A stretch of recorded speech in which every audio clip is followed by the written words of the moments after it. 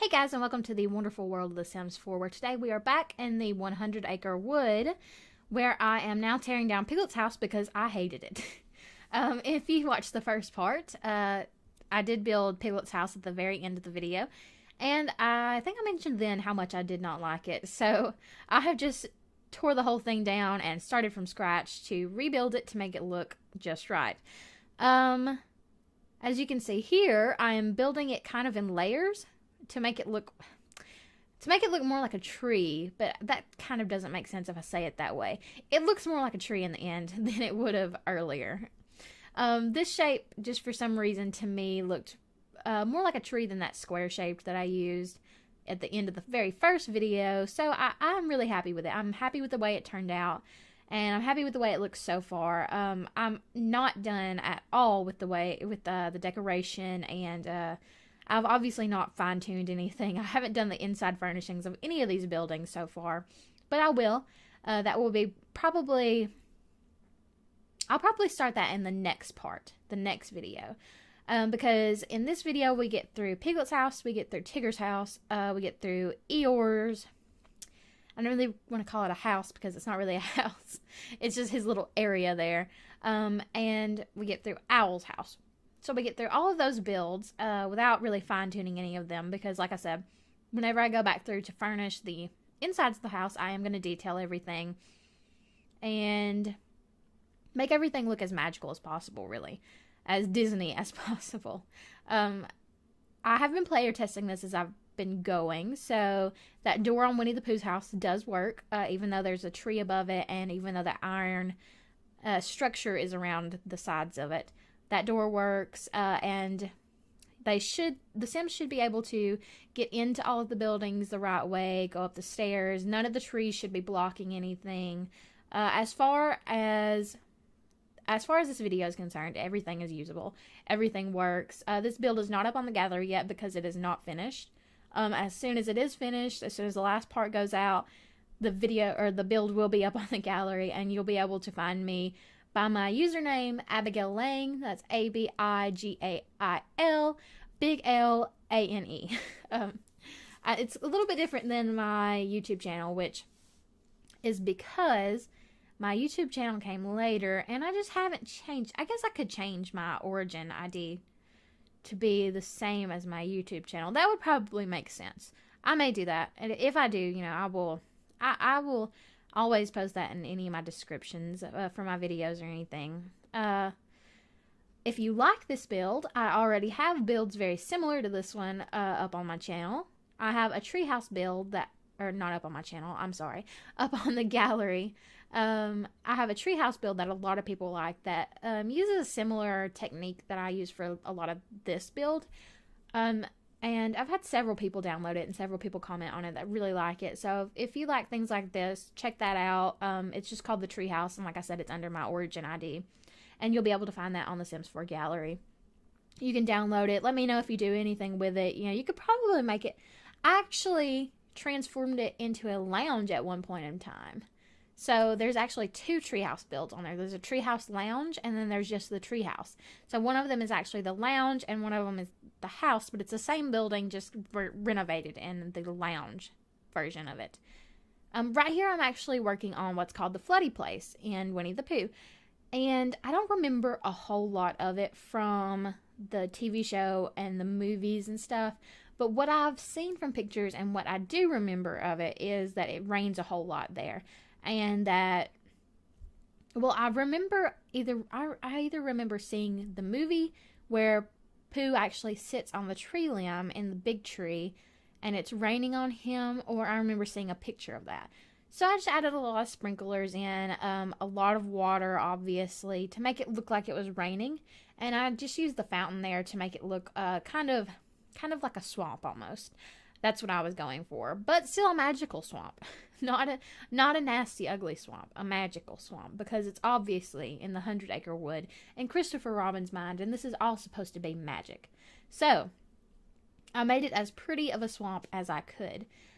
On the other hand, when we get to Eeyore's place, I'm actually gonna have to I guess dirty it down or make it look a little bit more gloomy. That's what I'm trying to say here. Dirty it down. That made no sense. That's, quote of the day of stupid stuff I said. No, that's actually probably not the stupidest thing I said today, actually. Anyway, I hate when I ramble. Anyway, this, now we're starting on the Eeyore's build. And that mailbox actually just kept getting put in every time I would go into live mode to test out any of the building. So I just left it there for now. That will not be part of the finished product. Or maybe I did delete it. I don't remember. I thought I moved it off screen. Anyway, I think each one of the buildings will have their own mailbox. I'm not sure yet how I'm going to do that, but you'll see that later. Like I said, that's all going to be part of the detailing.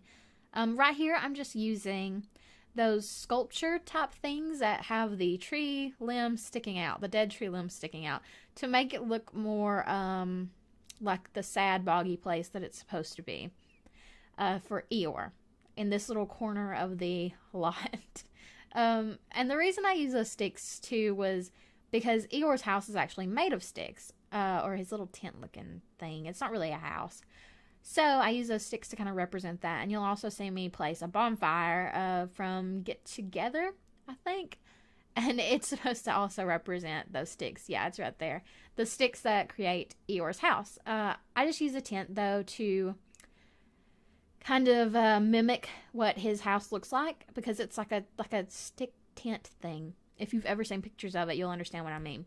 So I just used the tent there to kind of represent it. And I just placed a lot of plants around it, a lot of weeds around it. And I am definitely not done with all the weeds and all the plants that are supposed to be in this area. So everything will be extremely detailed by the time I'm done with this build. I like to go through and do kind of an outline of how everything should look and where everything should go first. And then I start doing the buildings, and then I start to go in and add little details here and there. And then at the very end is when I really give it the oomph, I guess, for lack of a better word, that really pushes it to where it needs to be and where I want it to be. And this build in particular, because it's been my first series here on YouTube, I'm very, I guess, hard on myself about it. I'm not a perfectionist, but I'm very critical of myself, and I've said that before. So I really am trying to make sure that everything looks right, that everything's perfect. I don't want to slop it all together. So this has taken a lot of time and a lot of effort and a lot of, not just time building it, but time to think about how it should look and how it should work, and make sure that everything is the right size, especially the trees. When you start sizing up trees, they start looking really ridiculous. So I've had to make sure that they're not too big and not too little, so that everything looks right, so that everything actually looks like the 100-acre wood. So far, it's been really difficult to get the sizing right on these houses, and that's because I'm trying to keep in mind as I build them that I'm actually going to have items for living in these places, because they're really small. They are really tiny, and I already dread going in and trying to figure out how I can make everything work in these builds, because I intend on everything being usable in this Winnie the Pooh build. I want it to be something that you can download and that you can use. You don't have to go in and change anything.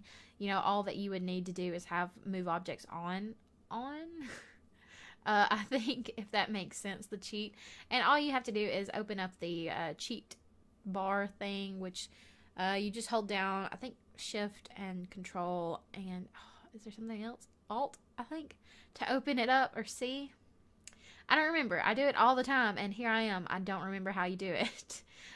It's really easy to look up and see how you open that bar up, though, and then you just type in bb.moveObjectsOn. So that should be able to make everything work. I don't know if it'll work if you don't have the cheat on, so you might as well go ahead and have it on. I just use it to move things around and make it to where I can fit everything in, especially in small builds like this. So that's obviously what I have on right now, so that I can move some of those objects around, like the plants around Eeyore's tent and the trees into the houses, those kinds of things, because normally the game wouldn't allow you to do that. Right now, all I'm doing is adding just those little stilts to make it look like Owl's house isn't just sitting in the mid-air, I guess. I don't know that it has any stilts in the pictures or in the regular TV show or movie or anything. I think it might have stilts, but the stilts connect to the tree or something. I'm trying to remember, but going off memory is not very useful for me because I don't remember anything ever. So I just used those stilts to make it look a little bit more realistic. Obviously, you could get rid of them if you don't like them or something, but I mean, I don't know why you wouldn't.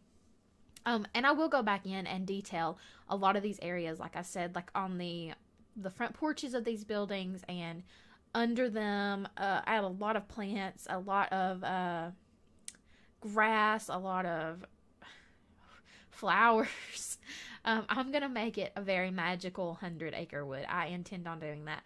So I may not record all of that landscaping that I do. As you've seen before, I cut out a little bit of the landscaping that I did with the big rock area and along the sides of the creek.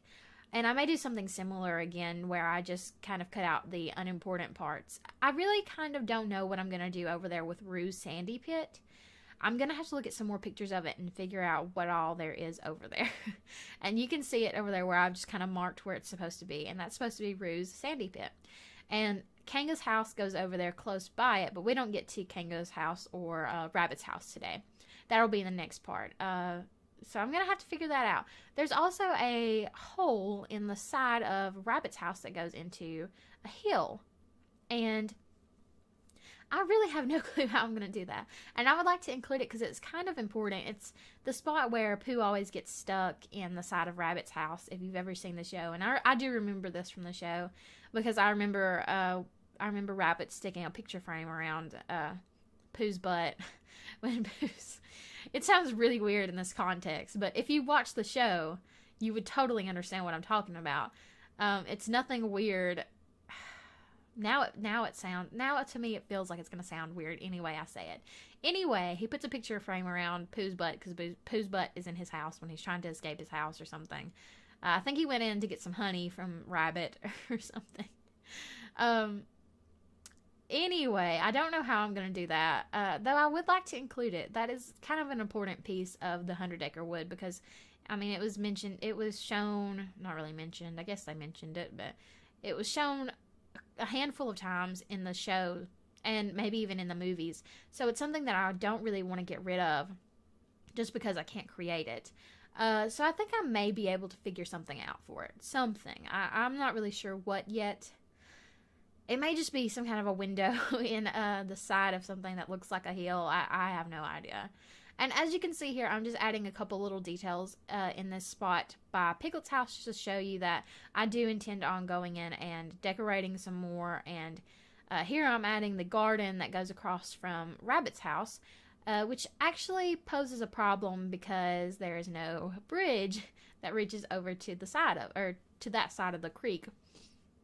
So I think I'm going to have to figure out some way, and you can see me start to play around with it here, but figure out some way to connect those sides and not ruin the whole entire swimming pool creek type thing.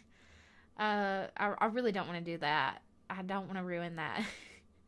But I will tinker around with it. I may not record that, but I plan on fixing it. I plan on making it look right. And here I'm just adding some of the paths, and some of them are a little bit wider than others. You can see the one by Winnie the Pooh's house and Piglet's house is much wider than the one that goes from Owl's house to Eeyore's lot and around to where Tigger's house will also be. And you can see I'm just adding some seating areas here. Like I said, just to show that I do plan on making, or putting in more decoration and more detail in all of these lots. Like I've said a million times now. I don't even know why I keep mentioning that. I'm sorry, you guys. I use that little pink plant bush type thing to kind of symbolize that this is Piglet's house.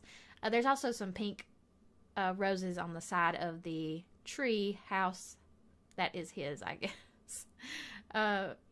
Just to kind of, because Piglet's pink, so that made sense to me. I figured that would make the most sense. Is Piglet a he, or is Piglet a she? Huh. I'm gonna have to look that up. because now I'm very curious. Anyway, though, those plants were there to symbolize the colors of Piglet. And now we're just starting on Tigger's house, which is one of the smaller ones. It is really small. And I tried to make it a little bit larger. You'll see me shape it just a little bit more in just a moment.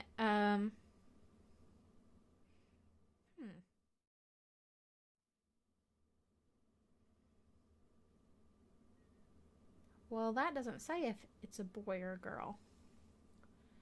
Is Piglet just a piglet? I'm really curious now. No, Piglet's a boy. Okay. It says that Piglet is Winnie the Pooh's closest friend amongst all the toys/animals featured in the stories. Despite the fact that he is a very small animal of a generally timid disposition, he tries to be brave and on occasion conquers his fears. So Piglet is a boy. Okay, that was just a curiosity. Crap, I don't even know what I'm talking about now. I was just curious about that. So I really had to look that up so you guys can know too. As you can see, I just moved the tree out of the way there for the time being. And I think I did that with Owl's house earlier too. Just so that it wasn't in the way while I was doing the actual building. You'll see me do a couple of odd things here with this build. And one of those is that I add a little barrel in just a second. And it's actually a garbage can. But Tigger's house has a barrel on the side of it, in the same place I put this one. And it doesn't have a plant in it, but I am going to add a plant in there just because it looks kind of weird at this point. And I don't really know what it's for. I think it's just decorative. But I didn't want to skip out on that little piece that made it really look like Tigger's house. I'm also going to be adding a tire swing there off the tree limb that's on the left, the little one. And I kind of don't know how I'm going to do that yet. I'm going to have to tinker around with a couple of different things. And I will record that because that's going to be one of the more interesting objects in this build. So that will take me a few minutes to figure out. But if you guys like this video, please like and subscribe. I'm not going to have screenshots here at the end. And that's because this is an unfinished product. But you guys can go back and watch the first part if you would like. And the second part, or the third part, my bad, is going to be coming out pretty soon within the next couple of days. If you have any suggestions or any requests for me, please comment down below and I will be sure to get back to you. I always check to see, if anybody's said anything, anybody's commented. I like to keep up with that kind of thing. You can also follow me on Twitter and tweet me there, any type of requests that you may have. I really appreciate you, and thanks. I will talk to you soon.